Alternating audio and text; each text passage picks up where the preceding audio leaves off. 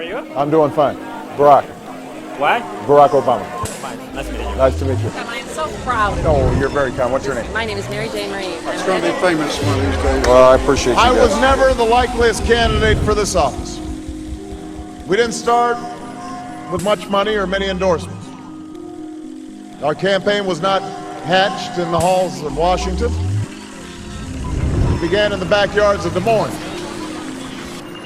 in the living rooms of Concord, and the front porches of Charleston. This campaign can only be about me. It must be about us. It must be about what we can do together. This campaign must be the occasion, the vehicle of your hopes and your dreams. It will take your time, your energy, and your advice. If you will join with me in this improbable quest, then I am ready to take up the cause and march with you and work with you today, together. Thank you very much, everybody. Let's get to work. I love you. Thank you. Hey everyone, this is David Plouffe, Barack Obama's campaign manager. It's going to be a very close election, and it's going to come down to what you do. We start with unprecedented grassroots support. We're going to try and register millions of voters between now and Election Day. We're going to win this campaign block by block, precinct by precinct. So we're going to ask you to start a Facebook event, make calls, do door knocking. The contact between a human being and another human being is the best political contact there is. Hey everybody, it's David Plouffe, 49 days out from the election. So where are we in the battleground states? About 10 to 15% of the electorate is still undecided. Election day is 30 days away. We'd like to ask all of you to consider traveling to a battleground state. It's David Plouffe here in Toledo, Ohio, in the closing weeks of an election. We only have 22 days left and we can't leave any stone unturned. So we're talking to your neighbors, we're sending emails to people. We need to ask you in these next 4 days to make sure every single voter who supports Obama comes out. We are counting on you. You don't want to wake up on November 5th with us falling a little bit short, knowing you could have done more. It's in your hands now. You have the responsibility to shape the future of this country and certainly the outcome of this campaign. And if you do that, we're going to have a great victory on November 4th. It can change a nation. If it can change a nation, it can change a world. Let's go change the world!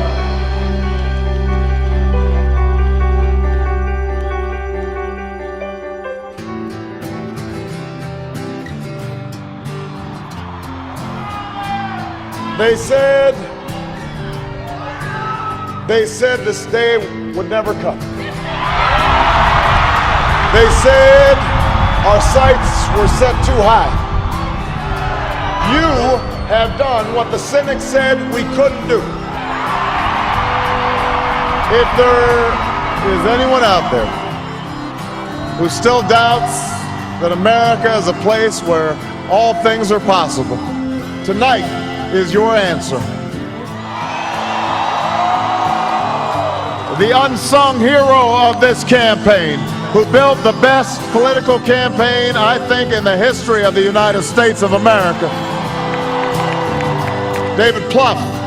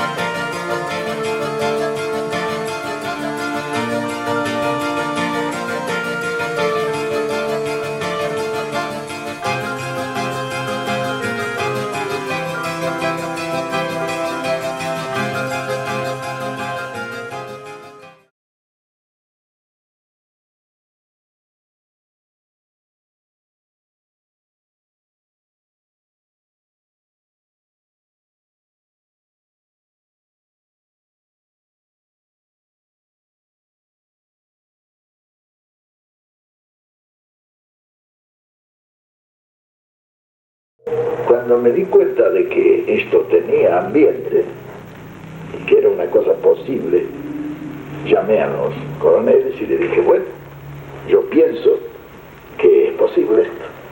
Muy bien, dijeron, nosotros vamos a tomar el gobierno y usted se va a encargar de preparar y realizar la revolución de que nos ha hablado. Es decir, pasaba en ese momento a ser el ideólogo, diremos así, de la revolución justicialista y realmente el realizador. Claro, yo les pedí que no me diesen a mí ningún cargo en el gobierno ni a ninguna de esas cosas porque yo tenía que trabajar, ¿no? Esto no era una cuestión tan simple. Una revolución necesita una preparación humana y una preparación técnica que no se pueden improvisar porque deben ser a base de una realización. Así se produce la revolución del 4 de junio. Esa revolución, en realidad de verdad, es el punto de partida, es el golpe de Estado que nos posibilitaba a nosotros preparar desde el gobierno la revolución. Aspecto que es muy importante considerar porque la preparación de una revolución desde la oposición es muy diferente a realizar una revolución desde el gobierno. Ello nos permitió iniciar la preparación humana. Bien, cuando se pasa al general Farrell a ser presidente provisional en reemplazo del general Ramírez, los jefes y oficiales de Campo de Mayo me impusieron a mí, que tenía que ser yo el ministro del ejército. Indudablemente no estaba dentro de las funciones que habíamos acordado. Sin embargo, tuve que aceptar por la presión de los jefes y oficiales. Fue así que yo dije, bueno, yo acepto el Ministerio de Ejército, que lo manejaré en la forma que pueda, pero yo necesito que ustedes me nombren presidente del Consejo Nacional del Trabajo. Era un Departamento Nacional del Trabajo. Un organismo oscuro y trascendente que estaba funcionando desde hacía mucho tiempo sin ninguna finalidad y sin ningún objeto. La gente indudablemente se rió cuando yo le dije a los jefes oficiales que me fueron a ver. Les dije eso, en fin. Ellos se rieron, dicen, como que lo nombramos ministro de Ejército quiere ser secretario de Trabajo y Previsión. Indudablemente yo necesitaba un punto de apoyo y una palanca para hacer la preparación humana de la revolución. Y no había nada mejor que ese Departamento Nacional del Trabajo, al cual yo iba a convertir en Secretaría de Trabajo y Previsión, con rango de ministerio, y desde allí comenzar la preparación humana de la revolución. Indudablemente, todo ese estado de cosas se debía exclusivamente a que el país era un país ocupado, era un país, una colonia del imperialismo británico en ese entonces. Y todos los servicios eran también británicos, algunos de ellos, como los teléfonos, eran de la ITT. Es decir, de los argentinos había poco en ese entonces en el país y en consecuencia la suerte de los argentinos no era muy halagüeña.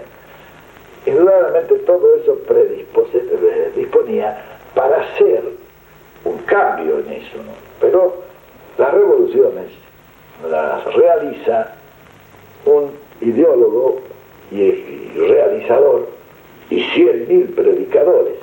Esa era la preparación humana que nosotros debíamos realizar desde Trabajo y Previsión, especialmente a la clase trabajadora, que indudablemente nos veía a nosotros con cierta desconfianza.